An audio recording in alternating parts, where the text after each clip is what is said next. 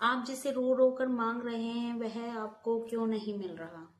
तो यहाँ पर एक सीधी सी बात समझिए कि जो व्यक्ति जो वस्तु आपके लिए सही नहीं है, आपको उससे बेटर देने के लिए भगवान ने आपको चुन रखा है। तो यहाँ पे आपको ईश्वर से सबसे पहले प्रार्थना करनी है, अपने आप को ईश्वर को समर्पित कर देना है, सरेंडर कर देना है पूर्णता तरीके से। और फिर आपको ये प्रार्थना करनी है कि हे ईश्वर, आप मेरे जीवन के बारे में सभी जानते हैं, मेरे लिए क्या अच्छा है क्या नहीं अच्छा वो आप जानते हो।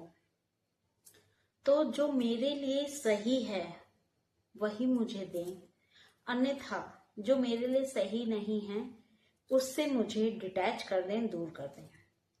यकीन मानिए ये सबसे सुंदर प्रार्थना है हमारे द्वारा ईश्वर से की गई।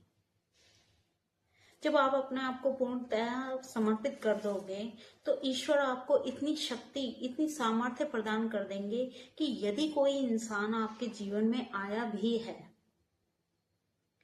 किसी कर्मों के हिसाब से या हमारे प्रारब्धों के हिसाब से, तो वो हमारी लाइफ से डिटैच हो जाएगा, दूर हो जाएगा।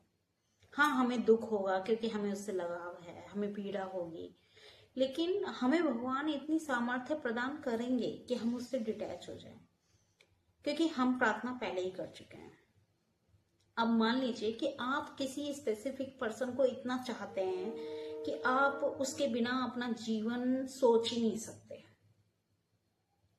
लेकिन एक समय के बाद वो आपसे दूर होता है, दूर होना चाहता है किसी भी कारण से, तो आपको रोना नहीं है, उसके आगे गिड़गिड़ाना नहीं है, उसे रोकना नहीं है, उसको बिलबिलाना नहीं है।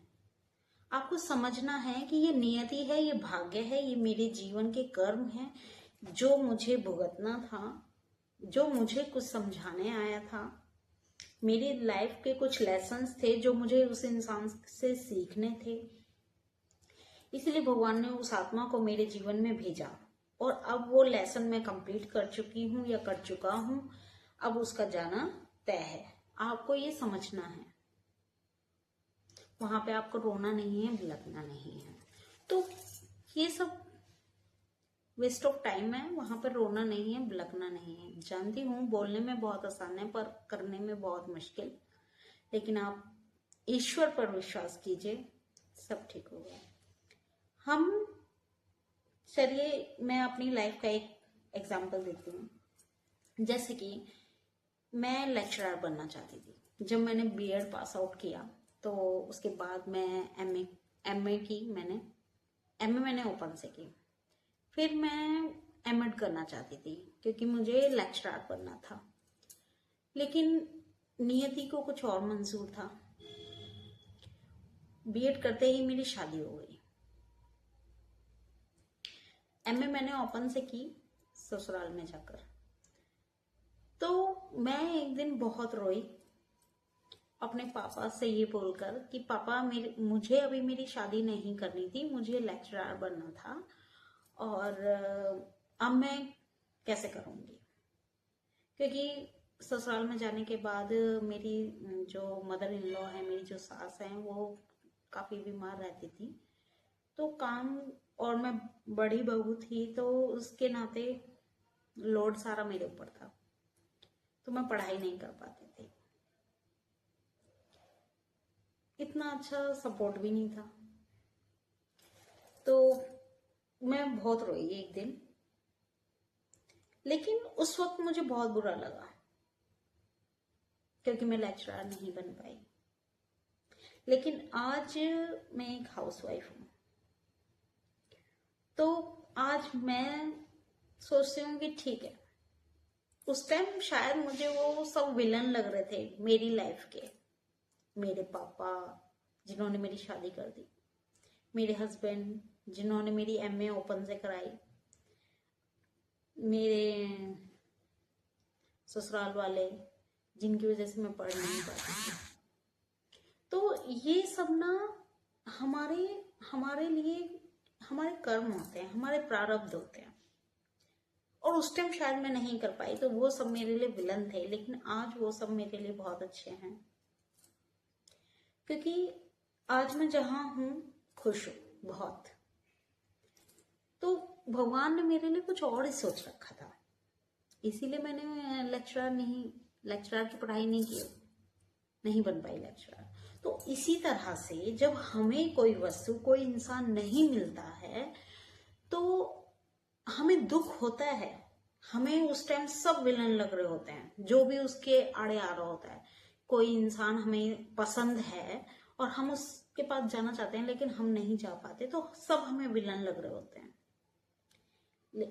लेकिन वो हमसे दूर जा रहा होता है क्योंकि भगवान हमें उससे दूर करना चाहते हैं। वो भगवान ने हमारे लिए नहीं लिखा। इसीलिए नियति को स्वीकार कीजिए, भाग्य को स्वीकार कीजिए और अपने जीवन में आगे बढ़िए और रोना धोना साइड कर दीजिए, तभी आप आगे बढ़ सकते हैं। जैसे कि मैंने बहुत टाइम तक रोने के बाद समझ में आया, छोड़ दिया। इसीलिए मैं आज यहाँ पे एक अच्छी लाइफ, हाँ मैं हाउसवाइफ हूँ बट लाइफ बहुत अच्छी है। ऐसे ही चलिए एक और एग्जांपल देती हूँ कि घोड़े होते हैं, एक रेस का घोड़ा होता है, एक अस्तबल का घोड़ा होता है, एक हमारा पालतू होता है जो हम अपने घर में रख लेते हैं शौकीन तरीके से, और एक घोड़ा होता है, घोड़ी होती है, घोड़ा होता है जो शादियों में दूल्हे के लिए जो आता है वो। तो जो रेस वाला घोड़ा होता है वो उस घोड़े को देखता है जो शादी में आता है, उसने पोशाक वगैरह डाल देते हैं ना, वो घोड़े को सजा देते हैं, अच्छा सा बना देते हैं, तो वो उससे अपनी लाइफ को कंपेयर कर रहा होता है कि ये कितना अच्छा घोड़ा है, ये कितना अच्छा लग रहा है, मैं इसके साथ अच्छा लगूंगा कि नहीं।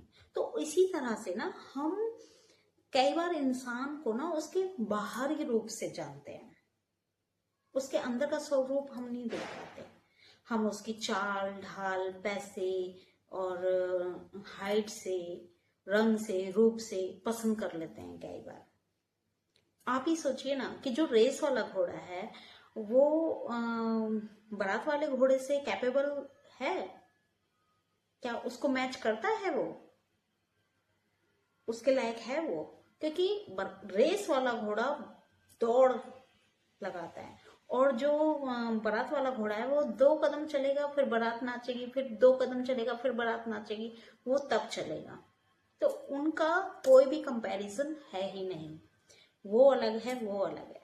इसी प्रकार हम क्या करते हैं कि हम अपने लाइफ में कुछ इंसान ऐसे चुन लेते हैं जिनकी हमें हाइट पसंद होती है, रंग पसंद होता है, पैसे पसंद होते हैं, जॉब पसंद होती है और उनका घर पसंद होता है, आदि आदि कुछ भी पसंद आ सकता है।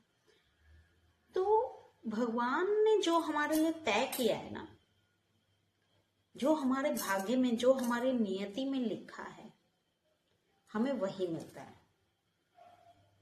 इसीलिए भगवान हमें उससे डिटैच कर देते हैं। अब वो रेस वाला घोड़ा उस बारात वाले घोड़े से मैच कर रहा था अपना, तो कहीं भी उसका मैच नहीं है, इसलिए भगवान ने उसे डिटैच कर दिया, क्योंकि भगवान ने कुछ और सोच रखा है उसके लिए, रेस वाले घोड़े के लिए। उसी प्रकार हम हैं, हमारे लिए भगवान ने बेटर से बेटर वर्जन ढूंढ रखा है और हमें एक अच्छा वर्जन बनाने की तैयारी में है। हमें जब कुछ मिलता नहीं है ना, तो हम अपने आप को कहीं ना कहीं बेटर बना रहे होते हैं। तो ये मत सोचिए कि भगवान ने अगर आपको किसी से दूर किया है, डिटैच किया है, तो वो आपके लिए नहीं है, ऐसा मानिए, वो आपके लिए नहीं बना है। ठीक है। अब क्या होता है कि जब हम अपने करियर में होते हैं, एक तरफ हमारा करियर होता है और एक तरफ हमारा सच्चा प्यार, जिसे हम सच्चा प्यार मान लेते हैं, क्योंकि वही एज हमारे करियर की होती है और वही एज हमारे प्यार की होती है। तो जब हम प्यार में आते हैं तो हमें उसके आगे कुछ नजर नहीं आता और हम अपना करियर भी शायद दांव पर लगा देते हैं उसके पीछे। लेकिन क्या होता है कि भगवान ने तो आपको चुन रखा है, भगवान ने आपके अंदर इतनी काबिलियत दी है कि आप आईपीएस ऑफिसर बन सकते हो। फिर वहां पर आपका हार्ट ब्रेक होगा, बहुत सारे ट्रॉमास मिलेंगे। फिर जब आप उस यात्रा को पूरी कर लेंगे जो भगवान ने आपके लिए चुनी है, आप उस प्यार को पीछे छोड़ देते हैं और आप अपने आईपीएस की यात्रा को, उस आईपीएस बनने की यात्रा को पूरा कर लेते हैं, तब भगवान भी आपके साथ होते हैं। फिर आपको वो मिलता है जो आप सोचते भी नहीं। क्या पता आपको अपना प्यार आपकी आईपीएस की ट्रेनिंग में मिल जाए, या फिर क्या पता आप जो प्यार छोड़कर गए थे वो यदि सच्चा है तो वो आपका वेट कर रहा हो। इसीलिए अपने आप को कभी भी किसी चीज के लिए आसक्त मत कीजिए कि ये बस मेरा है। और इस छोटी सी मानसिकता को हमें अपने मन से निकालना होगा कि हम किसी पे आसक्त हो सकते हैं, क्योंकि जो करने वाला है वो भगवान है और उसके आगे किसी की नहीं चलती। और कुछ व्यक्ति ना एक सोल पर्पस होते हैं जिनका अपना अपना एक उद्देश्य होता है। जैसे कि मेरा उद्देश्य था एक टाइम पर कि मैं लेक्चरर बनूं, लेकिन मैं नहीं बन पाई। ऐसे ही आप सबका उद्देश्य होगा कुछ आदि आदि बनने का, और वो उद्देश्य एक व्यक्तिगत पर्पस पे होते हैं। जैसे मेरा अलग है, आपका अलग है, आपके फ्रेंड का अलग होगा, आपकी बहन का अलग होगा, भाई का अलग होगा, आपके पार्टनर का अलग होगा। वो व्यक्तिगत जो सोल पर्पस होता है वो आपकी मान्यताओं, जिम्मेदारियों और लक्ष्यों पर आधारित होता है कि आपकी जिम्मेदारियां क्या हैं,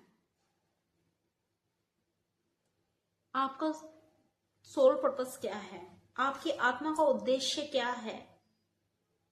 आपको आईपीएस बनना है, आपको डॉक्टर बनना है, आपको टीचर बनना है, आपको अच्छी शादी करनी है, एक अच्छी लड़की से शादी करनी है, एक अच्छे लड़के से शादी करनी है।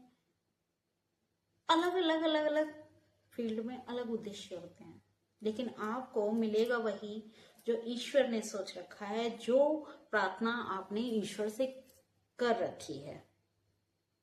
तो भगवान पर, डिवाइन पर विश्वास रखिए कि जो आपके जीवन के लिए बना है वो आपको जरूर मिलेगा। आपको रो रो कर मांगने की उसे कोई जरूरत नहीं है। बस आपको अपने आप को भगवान को समर्पित करना है, सरेंडर करना है, और किसी भी वस्तु, व्यक्ति के लिए कभी भी ऐसी आसक्ति नहीं दिखानी है कि आप उस पर निर्भर हैं। वो आपसे दूर हो रहा है, होने दीजिए, डिटैच कर दीजिए, क्योंकि वो आपको भगवान से दूर कर रहा है, अपने आपके लक्ष्य से दूर कर रहा है। आई होप आप सभी समझे होंगे। राधे राधे।